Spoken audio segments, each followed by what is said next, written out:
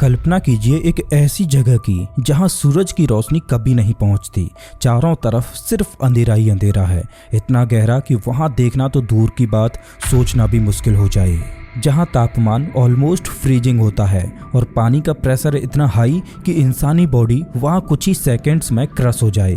यही है deep sea, हमारी धरती का सबसे मिस्टीरियस हिस्सा। ये डीप सी सिर्फ एक जगह नहीं है, बल्कि ये एक पूरी दुनिया है।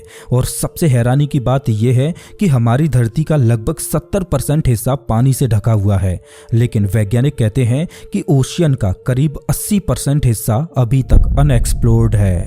मतलब हम लोग मार्स के सरफेस के बारे में ज्यादा जानते हैं, लेकिन अपने ही समुद्र की गहराइयों के बारे में ऑलमोस्ट कुछ नहीं। अभी तक सब कुछ शांत था, पर अब कुछ तो बदल रहा है। एक के बाद एक ऐसे जीव समुद्र की सतह पर दिखने लगे हैं जो हमेशा गहराई में रहते थे, ऐसी जगह जहां सूरज की रोशनी तक नहीं पहुंचती। इन वियर्ड लुकिंग क्रिएचर्स का अचानक से सरफेस पर आना लोगों को हैरान कर रहा है और डरा भी रहा है। मेक्सिको के तट पर एक विशाल ओरफिश मिली। ये मछली आमतौर पर समुद्र की हजारों फीट की गहराई में रहती है।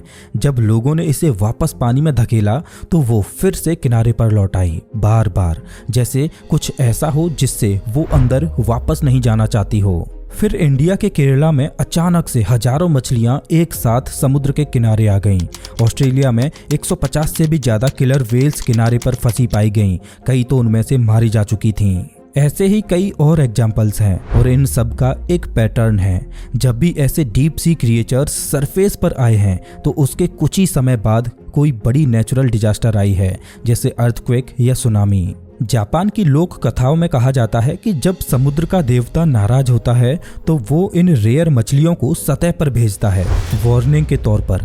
और ये सिर्फ कहानियां नहीं हैं। साल 2011 में जापान में आए भीषण भूकंप और सुनामी से कुछ दिन पहले वहां के समुद्री किनारों पर कई और फिश देखी गई थीं। साल 2017 में फिलीपींस में भी ऐसा ही हुआ। पहले रेयर मछलियां दिखीं और फिर आया एक जबरदस्त अर्थक्वेक। साल 2022 में चिली में भी यही पैटर्न दोहराया गया। अब सवाल उठता है कि क्या ये सब इत्तेफाक है या ये डीप सी क्रिएचर्स हमें कुछ बता रहे हैं। कुछ लोगों का मानना है कि पृथ्वी के पास एक ऐसा एस्ट्रॉयड घूम रहा है जिसकी दिशा में धीरे धीरे बदलाव आ रहा है। अगर उसने पृथ्वी से टकराने का रुख पकड़ा तो वो सीधे ओशियन में क्रैश कर सकता है, और अगर ऐसा हुआ तो उस टक्कर से जो सुनामी बनेगी वो कोस्ट लाइंस को पूरी तरह तबाह कर देगी। लेकिन क्या यही सच्चाई है?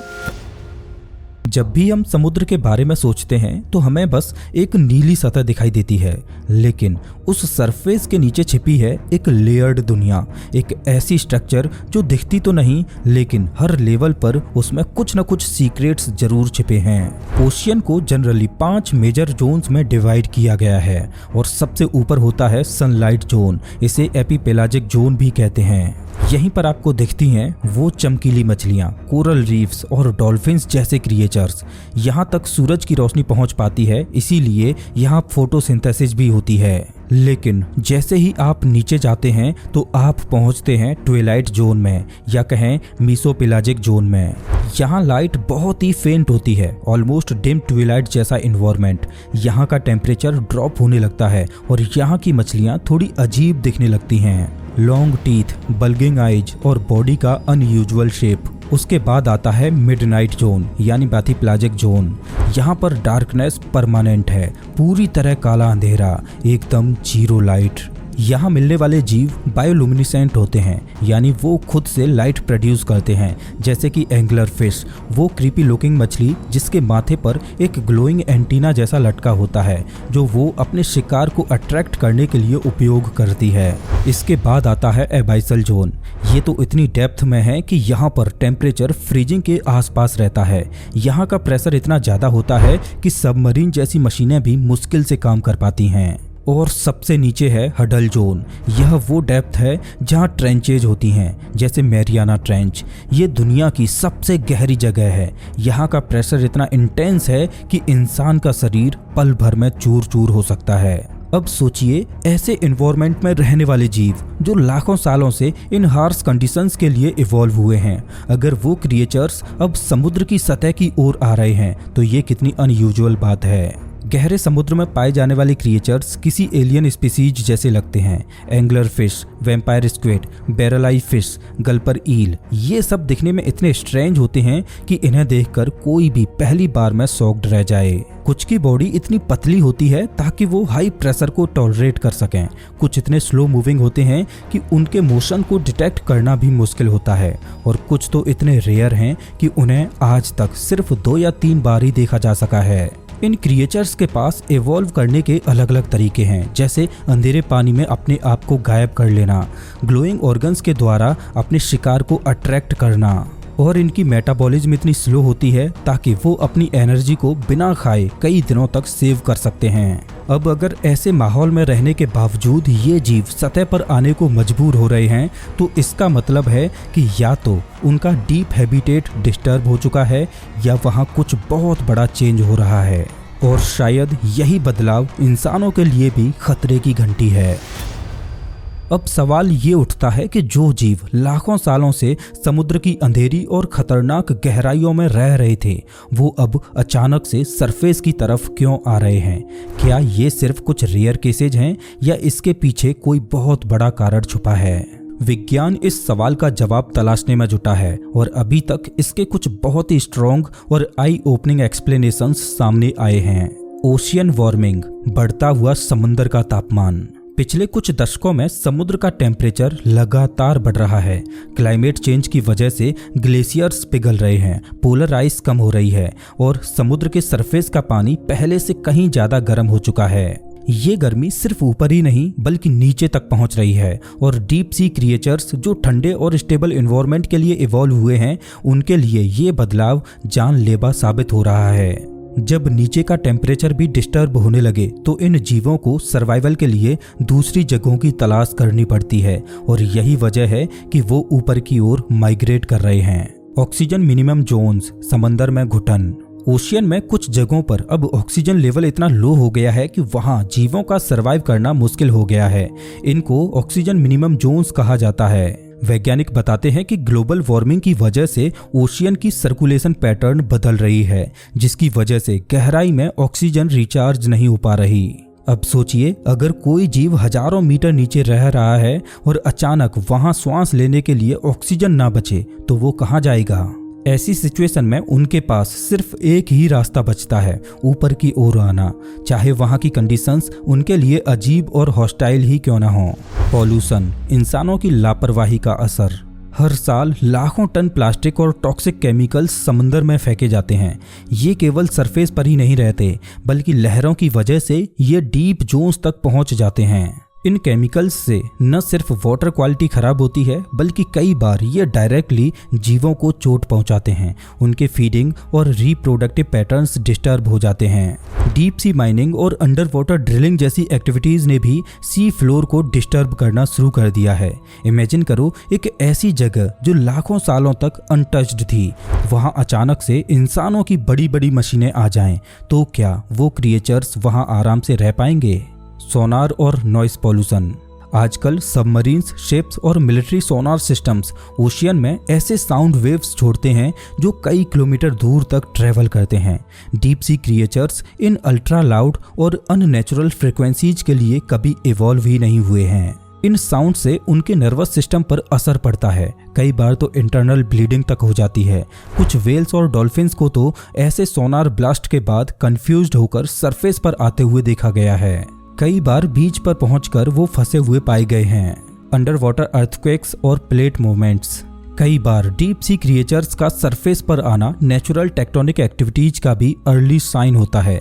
जब सी फ्लोर पर अर्थक्वेक या वोल्केनिक एक्टिविटी होती है तो वहां का प्रेशर और टेम्परेचर रैपिडली बदल जाता है। इन अचानक हुए डिस्टरबेंस से क्रिएचर्स डर जाते हैं और उन्हें लगता है कि उनका हैबिटेट अनसेफ हो गया है और वो ऊपर की तरफ भागते हैं। जापान में ऐसे कई डॉक्यूमेंटेड केसेज हैं जहां रेयर फिश स्पीसीज के साइटिंग्स के कुछ ही दिन बाद भूकंप आया है। इन सभी कारणों को अगर एक साथ देखा जाए तो एक बात साफ होती है, ये घटनाएं रैंडम नहीं हैं। नेचर हमसे कुछ कहना चाह रही है। शायद डीप सी क्रिएचर्स सिर्फ घबराए हुए हैं या शायद हमें चेतावनी दे रहे हैं। जब बार बार ऐसा होने लगे कि समुद्र की गहराइयों में से अजीब और डरावने जीव सतह पर आने लगे, तो ये सोचने वाली बात है, क्या ये सिर्फ एक बायोलॉजिकल रिएक्शन है या फिर नेचर हमें किसी आने वाली डिजास्टर के लिए अलर्ट कर रही है। इतिहास को देखें तो कई बार ऐसा हुआ है जब रेयर सी क्रिएचर्स के साइटिंग्स के बाद भयानक प्राकृतिक आपदाएं आई हैं। जापान की पौराणिक कथाओं में ओरफिश को messenger from the sea gods place कहा जाता है। मान्यता है कि जब ये मछली सतह पर आती है तो वो किसी बड़ी आपदा का संकेत देती है। साल 2010 और 2011 में जापान के समुद्र किनारों पर लगभग 20 ओरफिश देखे गए थे और फिर आया एक ऐसा भूकंप और सुनामी जिसने हजारों लोगों की जान ले ली। ये सिर्फ एक बार नहीं हुआ। साल 2017 में फिलीपींस में डीप सी क्रिएचर्स की साइटिंग्स के बाद एक बड़ा अर्थक्वेक आया। 2022 में चिली में भी ऐसा ही पैटर्न देखा गया। कुछ वैज्ञानिक इस थ्योरी को सीरियसली ले रहे हैं। उनके अनुसार डीप सी क्रिएचर्स में ऐसी बायोलॉजिकल सेंसिटिविटी होती हैं जो उन्हें टेक्टोनिक प्लेट मूवमेंट या अंडर वाटर प्रेशर चेंज को महसूस करने में मदद करती हैं, वो भी इंसानों से बहुत पहले। इसका मतलब है कि जब अर्थ की टेक्टोनिक प्लेट्स शिफ्ट होने लगती हैं या सी फ्लोर में अनयूजुअल वाइब्रेशंस होती हैं तो ये क्रिएचर्स घबरा जाते हैं और ऊपर की ओर माइग्रेट करने लगते हैं। हमारे पास अभी तक अर्थक्वेक प्रेडिक्शन के कोई पक्के टूल्स नहीं हैं, लेकिन अगर deep sea creatures behaviour change कर रहे हैं तो क्या हम उन्हें एक नेचुरल वार्निंग सिस्टम मान सकते हैं? कुछ रिसर्चर्स का ये भी मानना है कि अर्थ का मैग्नेटिक फील्ड डिस्टर्ब हो रहा है और इसका असर समुद्री जीवों की नेविगेशन पर भी पड़ता है। कुछ क्रिएचर्स जैसे वेल्स और टर्टल्स मैग्नेटिक सिग्नल्स से दिशा तय करते हैं, लेकिन अगर ये सिग्नल्स अनस्टेबल हों तो वो भटक सकते हैं और सरफेस पर आ सकते हैं। इसी तरह कुछ वैज्ञानिकों का कहना है कि कॉस्मिक इवेंट्स जैसे solar storms, gamma ray burst deep ocean के प्रेशर और टेम्परेचर पर इनडायरेक्ट असर डाल सकते हैं। ये सुनने में अजीब लग सकता है, लेकिन यूनिवर्स इंटरकनेक्टेड है और नेचर अलग अलग जटिल तरीकों से सिग्नल भेजती है। पृथ्वी पर इतिहास में 5 बार मास एक्सटिंक्शन हो चुके हैं, जहां पृथ्वी की अधिकांश स्पीसीज वाइप आउट हो चुकी थीं और हर बार ओशियन इकोसिस्टम में कुछ मेजर बदलाव पहले हुए थे। अगर आज डीप ओशियन में ऐसा कुछ हो रहा है तो ये सिर्फ समुद्री जीवन के लिए ही नहीं बल्कि पूरे बायोस्फीयर के लिए खतरे की घंटी हो सकती है। वैज्ञानिक पहले ही वार्निंग दे चुके हैं कि हम 6th मास एक्सटिंक्शन के एज पर हैं। क्लाइमेट चेंज, पॉल्यूशन, डिफॉरेस्टेशन और अनकंट्रोल्ड एक्सप्लॉइटेशन ने इकोसिस्टम को इतना डिस्टर्ब कर दिया है कि कई स्पीसीज साइलेंटली डिसअपीयर हो रही हैं और शायद डीप सी क्रिएचर्स का ऊपर आना उसी इम्बैलेंस की अर्ली वार्निंग है। तो क्या ये सिर्फ एक कोइंसिडेंस है या फिर एक ऐसा पैटर्न जिसे हमें समझने की सख्त ज़रूरत है? एक बात तो तय है, नेचर कभी चिल्लाकर नहीं बोलती, वो विस्पर करती है और अगर हम उन विस्पर्स को इग्नोर करें तो फिर आने वाला तूफान हमें सुनने का मौका नहीं देगा। हम इंसानों ने अपनी ज़रूरतों के नाम पर पृथ्वी के हर हिस्से को एक्सप्लॉइट किया, ज़मीन, हवा, जंगल और अब समंदर भी। और अब जब नेचर हमसे सवाल पूछ रही है तो हमें जवाब भी देना पड़ेगा। शायद हमें बार बार ये रिमाइंड करने की ज़रूरत है कि हम इस धरती के मालिक नहीं बल्कि सिर्फ एक छोटा सा हिस्सा हैं। और डीप सी क्रिएचर्स वो सिर्फ जीव नहीं, वो इस नेचर की ओल्डेस्ट वार्निंग सिस्टम्स हैं, साइलेंट पर पावरफुल। अब वक्त है कि हम इस साइलेंस को सुनें। अगर हम अब भी नहीं चेते तो शायद आगे हमें वो सब कुछ भी सुनने को न मिले, न समंदर की लहरें, न पक्षियों की चहचहाट, न जिंदगी की आवाज़। तो चलिए इस वीडियो को यहीं ख़त्म नहीं करते बल्कि इसे एक शुरुआत बनाते हैं, बदलाव की शुरुआत। तो इस वीडियो में बस इतना ही। वैसे आप हमारा ये वीडियो कौन से शहर से देख रहे हो मुझे कमेंट करके ज़रूर बताएं। मिलता हूँ मैं आपसे एक नई वीडियो में, तब तक के लिए नमस्कार।